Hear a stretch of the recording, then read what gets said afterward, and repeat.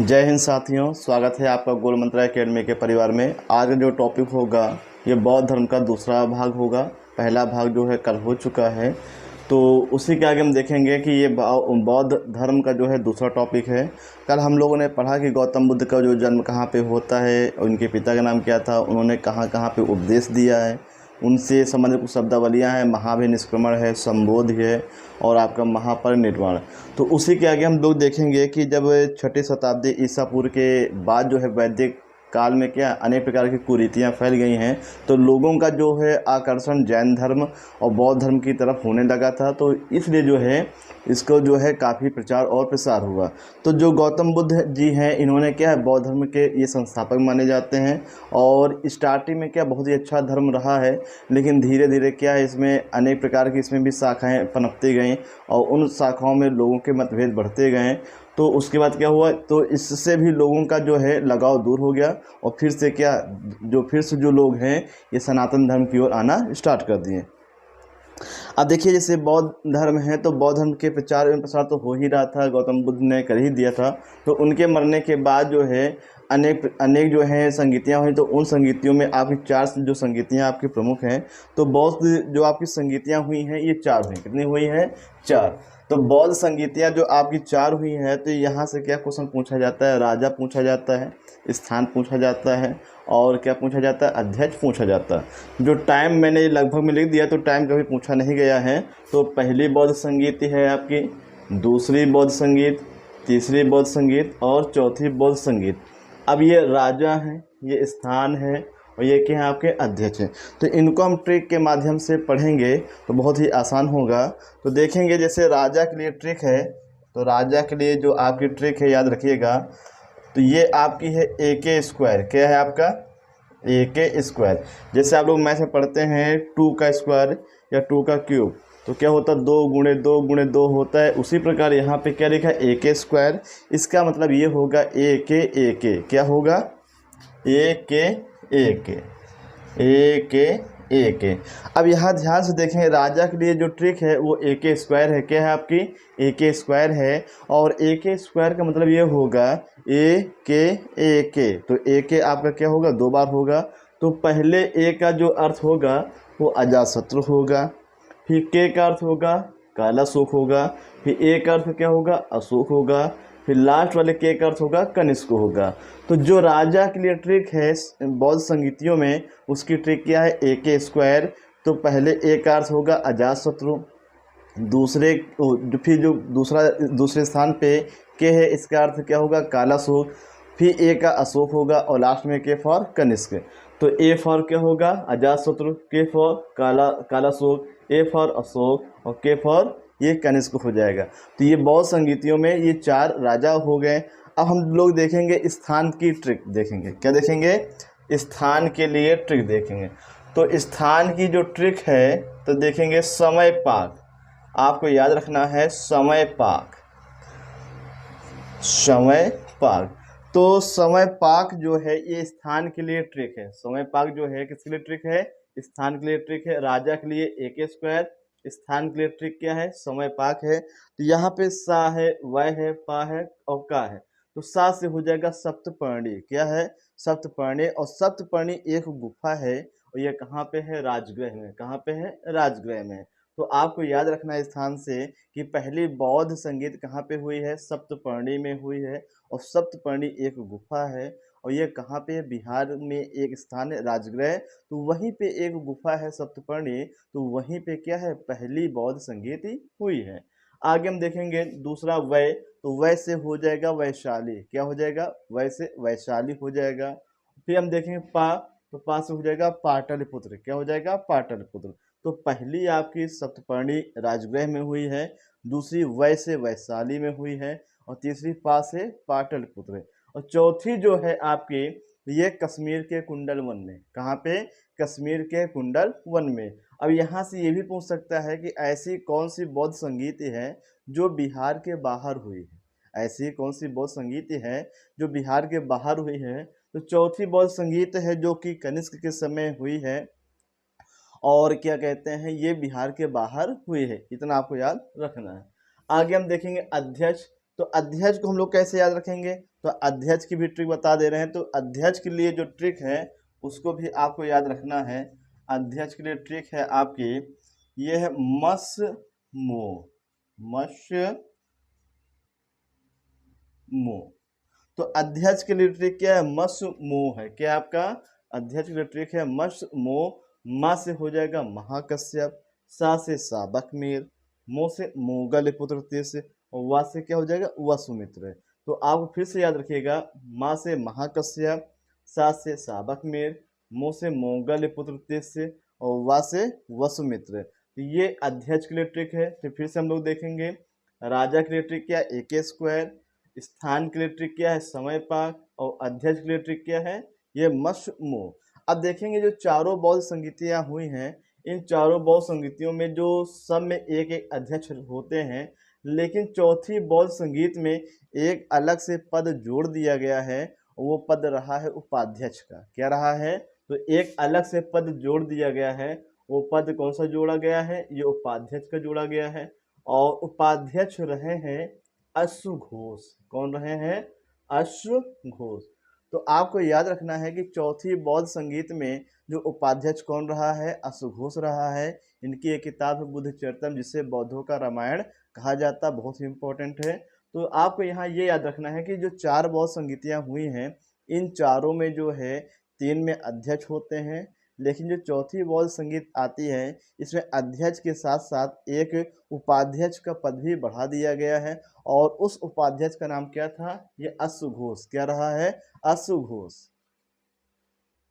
तो ये तीनों चीजें आपको याद रखना है। राजा के लिए ट्रिक क्या है AK स्क्वायर, स्थान के लिए ट्रिक क्या है समय पाक है, अध्यक्ष के लिए क्या है मसमो। तो इसको एक दो बार अच्छे से पढ़ेंगे और एक बार कॉपी राइट करेंगे, बहुत ही आसानी से आपको याद हो जाएगा कि चार बौद्ध संगीतियाँ हुई, चारों में राजा कौन, AK स्क्वायर, अजातशत्रु, कालाशोक, फिर अशोक है, फिर कनिष्क हैं। समय पाक ये स्थान के लिए है सप्तपर्णी, वैशाली, पाटलिपुत्र, कश्मीर का कुंडलवन। और अध्यक्ष के लिए क्या है मसमो, महाकश्यप, साबक मीर, मोगल पुत्र तेस्य, और लास्ट में क्या है वसुमित्र। और चौथी बौद्ध संगीत में उपाध्यक्ष का पद भी बढ़ाया गया है, और उपाध्यक्ष का नाम क्या था, अश्वघोष। और अश्वघोष जो है ये जो है क्या कहते हैं, इन्होंने एक किताब लिखी है, उस किताब का नाम है बुद्ध चरितम, और जिसे बौद्धों का रामायण कहा जाता है ना, जिसे क्या कहा जाता है, बौद्धों का रामायण कहा जाता है। अब देखेंगे यहाँ पे दूसरी बौद्ध संगीत में जैन धर्म पहली बार 2 भागों में बट गया है। महासांधिक हो गया आपका, महासांधिक, और प्लस खेरवादी, खेरवादी। तो महासांधिक और खेरवादी के नाम से बौद्ध धर्म का पहली बार 2 भागों में विभाजन होता है, और ये दूसरी बौद्ध संगीत में होता है। कब होता है, दूसरी बौद्ध संगीत में बौद्ध धर्म 2 भागों में बट जाता है। कुछ जो कहलाते हैं आपके महासांधिक में आते हैं, और कुछ किस में आते हैं, खेरवादी में आते हैं। किस में आते हैं, खेरवादी में आते हैं, लेकिन इसका कोई विशेष महत्व नहीं हुआ। लेकिन लास्ट में होता क्या है कि इसमें आते हैं, क्या कहते हैं, तीसरे में। तो इस समय जो है अभिधम्म पिटक, अभिधम्म पिटक, ये क्वेश्चन पूछा जा सकता है ये कि आगे हम लोग पढ़ेंगे अभी कि जो त्रिपिटक हैं किसके, आपके बौद्ध धर्म के हैं। तो आप लोग देखेंगे सुत्त पिटक है, विनय पिटक है, अभिधम्म पिटक। जो अभिधम्म पिटक है तो इसका जो संकलन है ये तीसरी बौद्ध संगीत के समय में मोगल पुत्र तिस्र ने किया। क्वेश्चन आएगा कि जो अभिधम्म पिटक है इसका जो संकलन जो किसने किया है, मोगल पुत्र तिस्र ने किया है। कौन सी बौद्ध संगीत के समय, तो आपको याद रखना है ये आपकी तीसरी बौद्ध संगीत के समय। जबकि दूसरी बौद्ध संगीत में जो बौद्ध धर्म 2 भागों में पहली बार बटा है, कौन सा है आपका, महासांधिक वर्ग और खेरवादी वर्ग। और जब चौथे में आते हैं तो चौथे में हम लोग देखेंगे कि यहाँ पर जो मुख्य रूप से यहाँ पे बौद्ध धर्म 2 गुटों में हो जाता है। एक आपका है हीनयान, एक आपका हीनयान, और एक आपका है महायान। ये बौद्ध धर्म के क्या है, दो शाखाओं में बढ़ जाता है। एक हीनयान है, एक महायान है। तो हीनयान एक प्रकार से रूढ़िवादी थे, जो गौतम बुद्ध को क्या है, ये क्या कहते हैं, महापुरुष के मतलब महापुरुष मानकर क्या है पूजा करते थे। जबकि महायान में क्या था, ये रूढ़िवादी नहीं थे, ये परिवर्तन पे विश्वास करते रहे हैं और इन्होंने गौतम बुद्ध को भगवान माना। क्या माना है? भगवान माना है। तो आपको ये याद रखना है कि जो बौद्ध धर्म है हीनयान और महायान में बटा है। ये कौन सी बौद्ध संगीत में बटा है? चौथी बौद्ध संगीत में बटा है। और चौथी बौद्ध संगीत जो है किसके समय में हुई है? कनिष्क। और कनिष्क जो है किस शाखा का जो है ये बौद्ध धर्म का अनुयायी रहा है? तो कनिष्क जो है महायान शाखा, ये जो कनिष्क है ये महायान शाखा का अनुयायी रहा है। ये भी आपको याद रखना है। तो यहाँ पे हम देखेंगे कि इस महासांधिक जो शाखा है, खेरवादी शाखा है, ये दूसरी में होता है। और चौथी में क्या है आपका? हीनयान शाखा और महायान शाखा। और कनिष्क जो है महायान शाखा का क्या है? ये अनुयायी रहा है। तो हीनयान स्टार्टिंग वाले हम कह सकते हैं, आरंभ के जो गौतम बुद्ध को अपना अनुयायी मानते रहे हैं, उनको एक महान पुरुष मानते रहे हैं। और ये रूढ़िवादी थे, मतलब परिवर्तन पे विश्वास नहीं करते थे। जैसा सिस्टम चला आ रहा है उसी सिस्टम को हमको अपनाना है। लेकिन महायान में क्या था? ये परिवर्तन के अनुयायी रहे हैं। ये गौतम बुद्ध को महान पुरुष न मानकर भगवान का दर्जा जो है ये दिए हैं। और ये लोग मूर्ति पूजा करते थे, जबकि हीनयान शाखा के लोग जो है मूर्ति पूजा के विरोधी रहे हैं। तो ये आपको याद रखना है। अब इससे कनिष्क हैं, कनिष्क किस शाखा के हैं? महायान शाखा के हैं, ये भी आपको याद रखना है। और एक चीज़ देखेंगे कि जैसे हम लोगों ने पढ़ा है कि जैन धर्म का जो विकास किस शैली में हुआ है, तो जैन धर्म जैसे जैन शैली है, ये मथुरा शैली में जैन धर्म का विकास हुआ। मथुरा शैली में जैन धर्म का विकास हुआ है, जबकि गंधार शैली में बौद्ध धर्म का विकास हुआ है। आगे हम लोग देखेंगे कि जो गंधार शैली है, गंधार शैली है, इसी में क्या बौद्ध धर्म का विकास हुआ है। अभी देखा होगा जैसे तालिबान लोगों ने क्या किया 2001 में, विश्व में सबसे बड़ी बौद्ध जो जो गौतम बुद्ध की जो मूर्ति रही है कहाँ पे थी? ये अफगानिस्तान में थी, जिसको तालिबानियों ने क्या है वो तोड़ दिया। तोड़ क्या दिया? वो मूर्ति नहीं थी, वो जो है एक पर्वत था, एक विशाल पर्वत था। उसी पर्वत को काट कर गौतम बुद्ध की एक विशालकाय मूर्ति बनाई गई थी, जिसको तालिबानी ने क्या किया है? वो नष्ट कर दिया है। कहाँ पे था? अफगानिस्तान में। तो ये चीज़ आपको याद रखना है कि जैन साहित्य का जो विकास है मथुरा शैली में होता है, जबकि बौद्ध धर्म का विकास किस शैली में हुआ है? गंधार शैली में हुआ। किसमें हुआ है? गंधार शैली में हुआ है। आगे हम देखेंगे कि बौद्ध धर्म के त्रिरत्न कौन से हैं? ये बुद्धम धम्मम संघम। बुद्धम शरणम गच्छामि, धम्मम शरणम गच्छामि और संघम शरणम गच्छामि। ये बौद्ध धर्म के त्रिरत्न हैं। इसे हम कहेंगे बुद्धम शरणम गच्छामि, धम्मम शरणम गच्छामि और संघम शरणम गच्छामि। जैसे बौद्ध धर्म में क्या कहते हैं, जो शिक्षा लेने के लिए उपसंपदा संस्कार होता था, और उपसंपदा जो संस्कार होता रहा है उसमें प्रवेश के लिए क्या है, ये 3 शब्दों को बोलना अनिवार्य था। बुद्धम शरणम गच्छामि, धम्मम शरणम गच्छामि और संघम शरणम गच्छामि। अब देखिए बौद्ध धर्म का प्रथम विभाजन ये हम पीछे पढ़ चुके हैं, महासांधिक और खेरवादी। तो महासांधिक और खेरवादी के रूप में पहली बार जो है बौद्ध धर्म का विभाजन हुआ है। और ये कौन से? ये दूसरी बौद्ध संगीत में, दूसरी बौद्ध संगीत में, दूसरी बौद्ध संगीत में। ये आपको याद रखना है।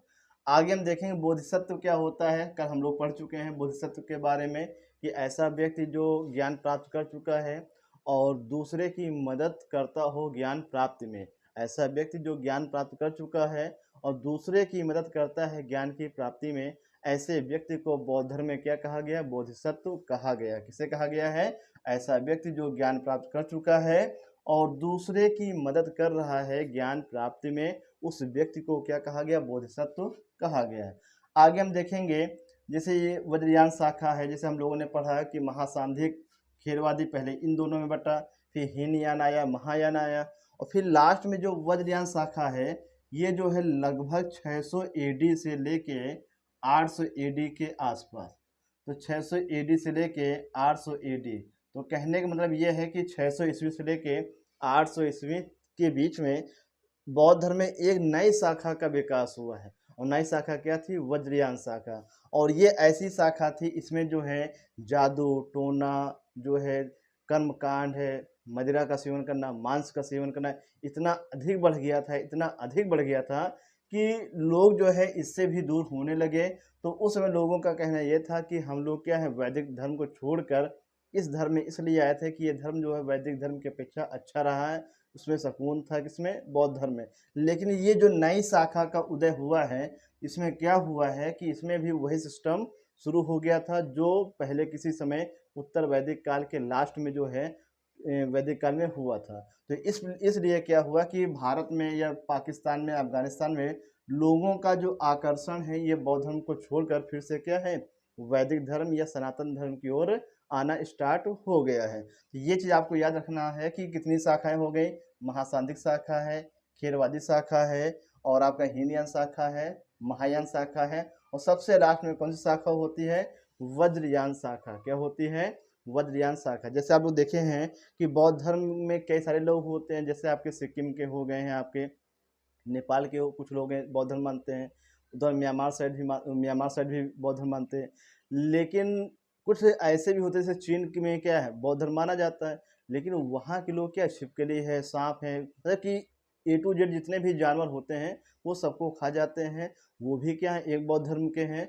तो इसीलिए कहा जाता है कि बौद्ध धर्म का जो धीरे धीरे लास्ट में क्या होता है, इसमें भी अनेक प्रकार की कुरीतियाँ फैलती गई हैं, और लोगों का जो है अट्रैक्शन, जो आकर्षण है इस धर्म की ओर से ये हटने लगा, और फिर से लोग क्या, सनातन धर्म की ओर आना स्टार्ट हो गए। तो यही कारण है बौद्ध धर्म के पतन का, कि जिस प्रकार से वैदिक काल में भी लास्ट में कर्मकांड बढ़ गया था, ठीक उसी प्रकार बौद्ध धर्म में भी लास्ट में क्या है, ये कर्मकांड बढ़ गया था।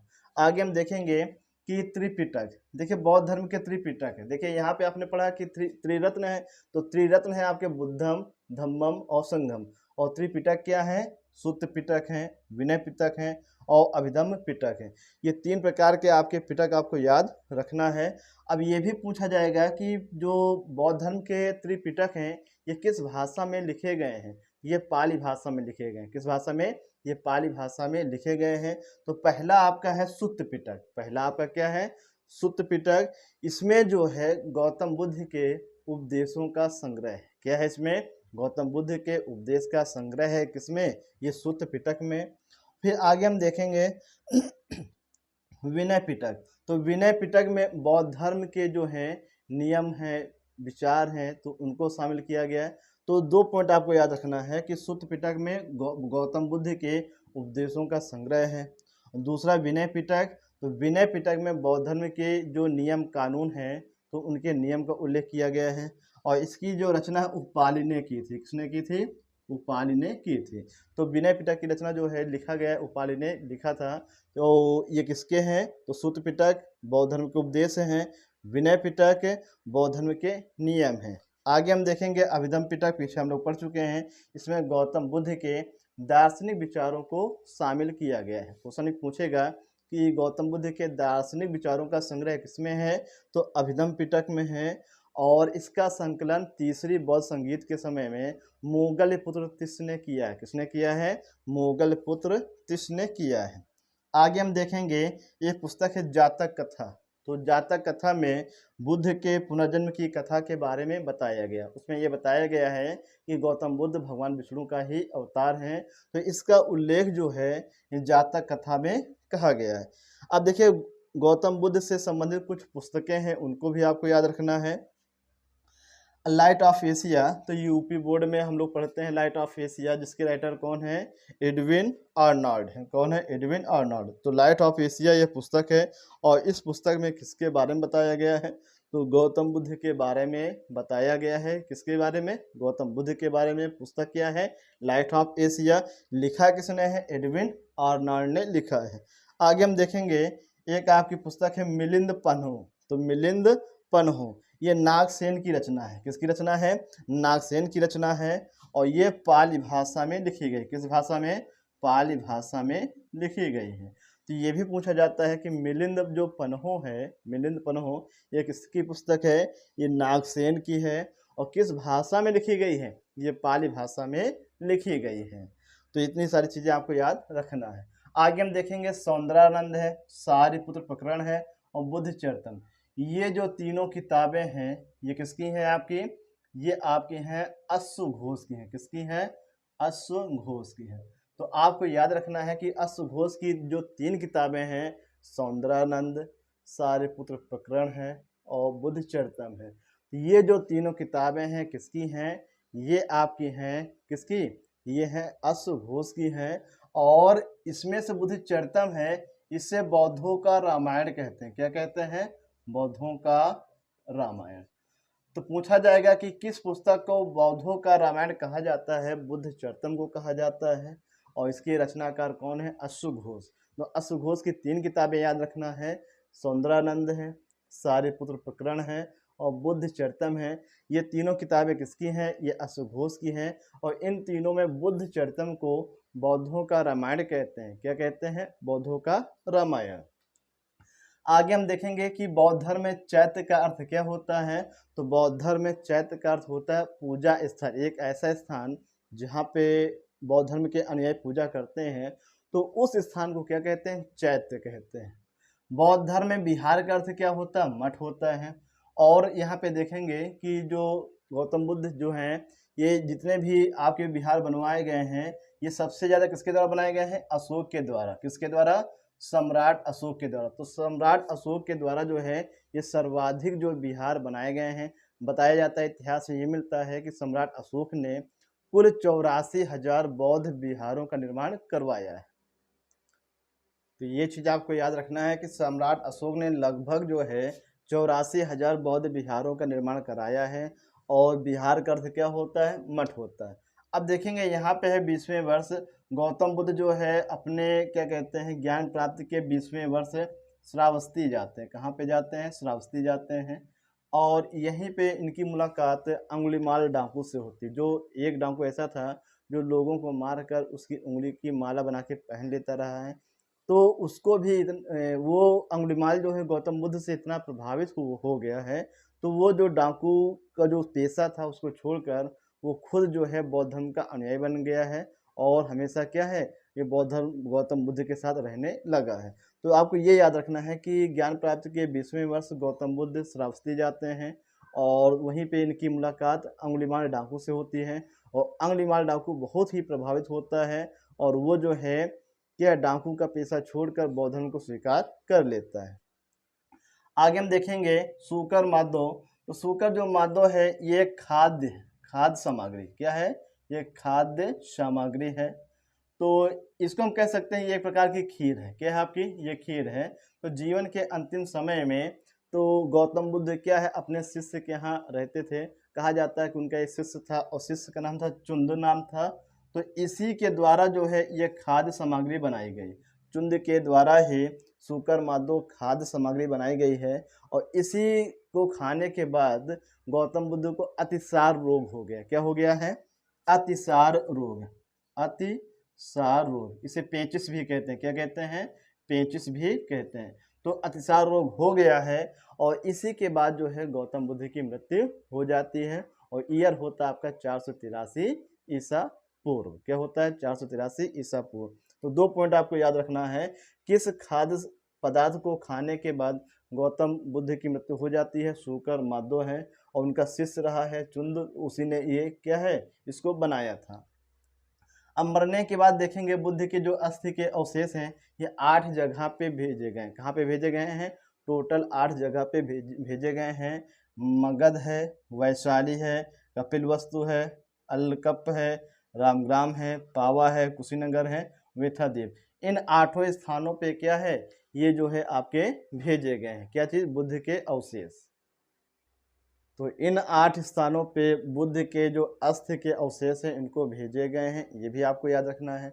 लास्ट में देखिए 2 पॉइंट हैं। उपसंपदा तो हम बता ही चुके हैं कि बौद्ध धर्म में जो है भिक्षुणी या भिक्षुक बनने के लिए क्या है, व्यक्ति को बुद्धम शरणं गच्छामि, धम्मम शरणं गच्छामि और संघम शरणं गच्छामि इनको बोल लेता रहा। तो उसका उसी संस्कार को कहा गया है उपसंपदा संस्कार। क्या कहा गया है, उपसंपदा संस्कार। बौद्ध विहार में या बौद्ध मठ में प्रवेश के लिए उपसंपदा संस्कार होता था। अब निर्वाण क्या है, तो निर्वाण का शाब्दिक अर्थ होता है दीपक का बुझ जाना। क्या होता है, दीपक का बुझ जाना। तो ये चीज़ें आपको याद रखना है। किससे संबंधित है ये आपके बौद्ध धर्म में क्या है, निर्वाण का अर्थ होता है दीपक का बुझ जाना। तो इस प्रकार से हम लोगों ने देखा कि जो बौद्ध धर्म है ये 2 भागों में हम लोगों ने अच्छे से पढ़ा। तो इसके बाद और भी जो धर्म है उनकी चर्चा करेंगे। और बहुत ही इम्पोर्टेंट है, खासकर ये जो बौद्ध संगीतियाँ हैं, ये एक ऐसा टॉपिक है लगभग जो है सभी पेपर में यहाँ से पूछा जाता है। तो ठीक है, रोजाना की तरह आज फिर आपसे क्वेश्चन पूछेंगे। आज का जो क्वेश्चन है, आपको ये बताना है कि भारत में जो है शास्त्रीय भाषाओं की संख्या कितनी है और वो कौन कौन सी हैं। उस दिन मैंने पूछा है कि शास्त्रीय नृत्य कौन कौन से हैं, आज पूछ रहे हैं शास्त्रीय भाषाएं कौन कौन सी हैं और इनकी संख्या कितनी है। इसका जवाब सभी लोग जो है कमेंट सेक्शन में ज़रूर लिख के बताएंगे। धन्यवाद। जय हिंद, जय भारत।